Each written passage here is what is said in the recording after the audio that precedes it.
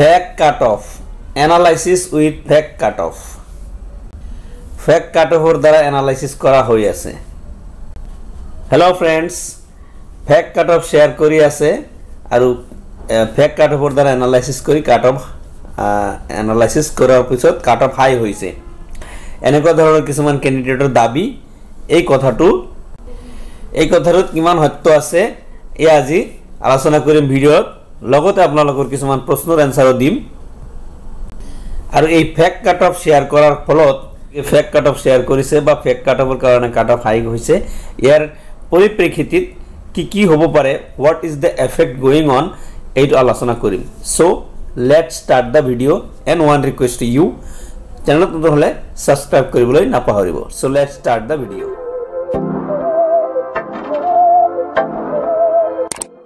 এটা চাওক এজন ক্যান্ডিডেটছে প্ৰশ্ন কমেন্টস কৰিছে প্ৰশ্ন কৰিছে এটো মই পিক কৰিছো মই কিয় পিক কৰিছো এটো কৈ আছো বহুতে এনেই দিছে ইমান কাৰো হাই কাট অফ নাই কিছুমানৰ 55 কৈছে 65 সো এইবোৰত মাথা মাৰি লাভ নাই আৰু কম মাৰ্কস থকা বুৰৰ মনটো বেয়া কৰি নিদিব কাট অফ বহুত কমিব yes I totally agree with you আপুনি কথাটো কৈছে মই আগতে কব খুজিছিলো I absolutely totally agree with you ময়ো বিশ্বাস কৰো যে কিছুমানে এই পন্থা অৱলম্বন কৰিছে কিন্তু মাই ফ্ৰেন্ডস যিবোৰে এই পন্থা অৱলম্বন কৰিছে তেওঁলোকে নিজৰ মানে ভৰিত নিজেই কুঠাৰ মাৰা যেন হ'ব নিজৰ ভৰিত নিজেই কুঠাৰ মাৰিছে এনেকুৱা ধৰণৰ ভাৱ এটা হ'ব মই বিশ্লেষণ কৰিবলৈ চেষ্টা কৰিম কিয় তেওঁলোকে নিজৰ ভৰিত নিজেই কুঠাৰ মাৰিছে এনেকুৱা কৰি হেইবলে নিজৰ অকচাল কৰি আছে কাৰণ হেই কাট অফৰ বাবে হয়তো তেওঁৰ জিলাতেই ক্যান্ডিডেটছে বেছি হ'ব হয় এনেকুৱা ডেফিনেটলি হ'ব পাৰে কাৰণ চাওক তেওঁলোকে নিজৰ কাট অফটো শেয়াৰ কৰিছে সাপোজ ধৰক ধুবৰীৰ পৰা মই উদাহৰণ স্বৰূপে ধৰিছো ধুবৰীৰ পৰাতে ধুবৰী মোৰ 65 আছে এই 65 তো শুনি প্লাই আপুনি হয়তো ধুবৰী এপ্লাই নকৰিব পাৰে এটো ভাবি আছে তেওঁলোকে কিন্তু চাওক তেও যি পন্থা অৱলম্বন কৰিছে এই পন্থা যদি অন্যান্য ডিস্ট্ৰিক্টৰ মানুহেও কৰিছে নিশ্চয় তো হেই কাৰণে তেও যদি 63 কৈছে বেলেগে 64 ক'ব পাৰে তো গতিকে আপুনি চাব তেও যদি ভুল তথ্য দিছে সেই ভুল তথ্যৰ ফল তে নিজেই ভুগিব লাগে কাৰণ অন্যায় পথত কেতিয়াও সফল হোৱা নাযায় সাময়িকভাৱে সফল হোৱা যেন লাগিলেও বাট এইটো সাফল্য বেছি সময় নাথাকে সাফল্যটো কিছু সময়ৰ কাৰণে থাকিব পাৰে বাট টোটালি উল্টাহে হৈ যায় গতিকে আপোনালোকে এনেকুৱা যদি কৰিছে কোনোবাই তেনেহলে আপোনালোকে নিজৰ ভৰিত নিজেই কুঠাৰ মাৰিছে যেন এনেকুৱা হ'ব কাৰণ আপোনাৰ নিজৰ কাট অফটো শেয়াৰ কৰি আপুনি যি তিনটা ডিস্ট্ৰিক্ট সিলেক্ট কৰিছে হয়তো সেই তিনটা ডিস্ট্ৰিক্টতেই আপুনি হয়তো মিছা কথা কৈছে যে মই এই তিনটা কৰিছো কিন্তু বাস্তৱত আপুনি বেলেগ তিনটা কৰিছে যি তিনটা কৰিছে সেই তিনটাতেই চাব ক্যান্ডিডেট বেছি হোৱাৰ চান্স আছে মোৰ ক্যান্ডিডেট হৈ যাব আপোনাৰ জিলাতেই যদি আপুনি উল্টা পুল্টা কাট অফ শেয়াৰ কৰিছে আৰু এনেকুৱা কৰিছে এই প্ৰশ্নটোৰ লগত মই 100% এগ্ৰি হৈ আছো এনেকুৱা বহুতে কৰিছে ইয়াৰ কাৰণে হয়তো কাট অফ হাই হ'ব পাৰে বাট ইন মাই অপিনিয়ন মই ভাবো যে কাট অফ অকমান কম হ'ব আৰু মই এটো বিচাৰো মই মনৰ পৰাই বিচাৰো যাতে কাট অফ কম হয় বেছি মানুহে চাকৰি পাব বা পাক এটো ময়ো বিচাৰো দাদা আপুনি ঠিকই কথা কৈছে এনেকৈ যদি কোনোবাই কৰিছে আপুনি কোনো ধৰণৰ চিন্তা নকৰিব আপুনি কোনো ধৰণৰ টেনচন নলব যে আপোনাৰ জব নহব তেও নিজৰ বিপদ নিজেই মাতি আনিছে কাৰণ এনেকৈ কৰিছে মই নিজেও জানো যে কৰিছে কিছুমানে এনেকৈ কৰাৰ ফলত কাট অফ আমাৰ এনালাইসিস কৰাটো অকমান হাই হৈ গৈছে এটো কথাটো এগ্ৰি কৰো মই কিন্তু সব এটো কৰি তেও নিজৰ বিপদ নিজে জানি আনিছে এতিয়া চাব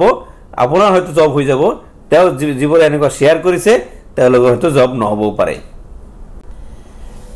ফ্ৰেন্ডস এতিয়া আপোনালোকৰ কিছুমান প্ৰশ্নৰ এনসাৰ দিবলৈ চেষ্টা কৰিম কিছুমান বহুত কেটা কনফিউজ টাইপৰ প্ৰশ্ন কৰি থাকে মোক তো হেকিটো মই পিক কৰি আলোচনা কৰিবলৈ চেষ্টা কৰিম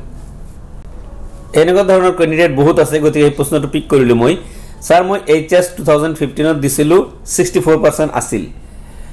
সো মই 2016 ত এসেক মানে কাউন্সিলৰ ফালৰ পৰা বেটাৰমেন্ট দিলু তিনটা সাবজেক্টত মাৰ্ক না বাঢ়িল পিছত অৰিজিনাল মাৰ্কশিট খনে দি মই ডিগ্ৰী মাস্টাৰ্স কৰিলু এতিয়া 2022 মই SOS দি মাৰ্কস বঢ়ালো অলপ এতিয়া মোৰ SOS খন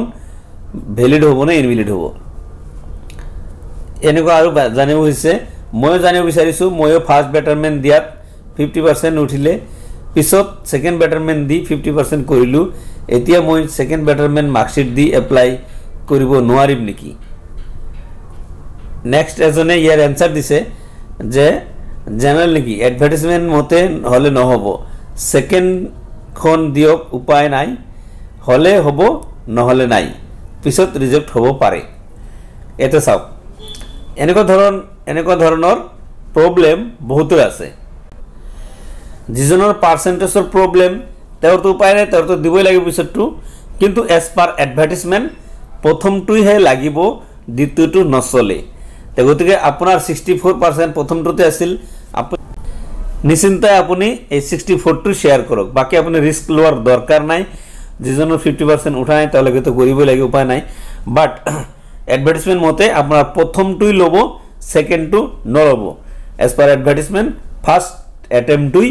কাউন্ট কৰিব বা ফাৰ্স্ট অ্যাটেম্পটই ভ্যালিড বুলি গণ্য কৰা হৈছে আৰু এটা কথা যদি আপোনাৰ পার্সেন্ট 2% বা 4% বা 5% বাঢ়িছে হেইটো এতে এফেক্ট নহব এফেক্ট মানে ইমান নহব কাৰণ হায়াৰ সেকেন্ডাৰি পড়া লইছে মাত্ৰ 5% 5% আপনি 80% পোৱাৰ পিছতো 5% কিমান নাম্বাৰ হয় গতিকে আপনাৰ পাৰ্সেন্ট হিমান এফেক্ট নহব কাৰণ এতিয়া বেছিভাগ পাৰ্সেন্ট হৈছে টেটৰ পৰাই 85% দি আছে মানে টেটত যদি আপনি 100 কোৰ্স কৰিছে ডেফিনেটলি আপোনাৰ চাকৰি হৈ যাব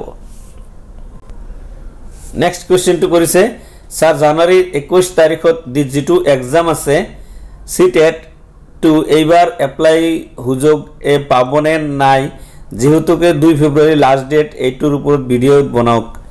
এইটোৰ ওপৰত মই আনসাৰ দিছিলো হয়তো আপুনি দেখা নাই ভিডিওটো যদি চোৱা নাই তেনে মোৰ প্লেলিষ্টত গৈ চাব পাৰে মই কৈছিলো যে যদি জানুৱাৰী 21 তাৰিখ সিটেট হ'ব আৰু 2 তাৰিখলৈকে লাস্ট ডেট আছে যদি ফেব্ৰুয়াৰি মাহৰ বিফোর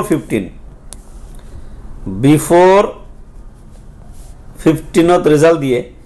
বিফোর 15 ফেব রেজাল্ট দিয়ে তেনহলে পোর্টাল খুলি দিয়ার বহুত চান্স আছে কারণ এবার যোৱাবাৰ এনেকুৱা এক সপ্তাহ পিছত কিন্তু পোৰ্টাল আকৌ খুলি দিছিল 14 ফেব লৈকে আপনি ধৰি লওক যে 14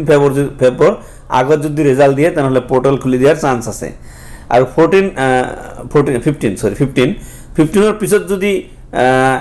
খুলে 15 পিছত যদি রেজাল্ট দিয়ে তেনহলে হয়তো পোর্টাল নুখুলিবও পাৰে কিছুমান ক্যান্ডিডেট অবশ্য কৈ আছে যে পোৰ্টাল নুখুলিব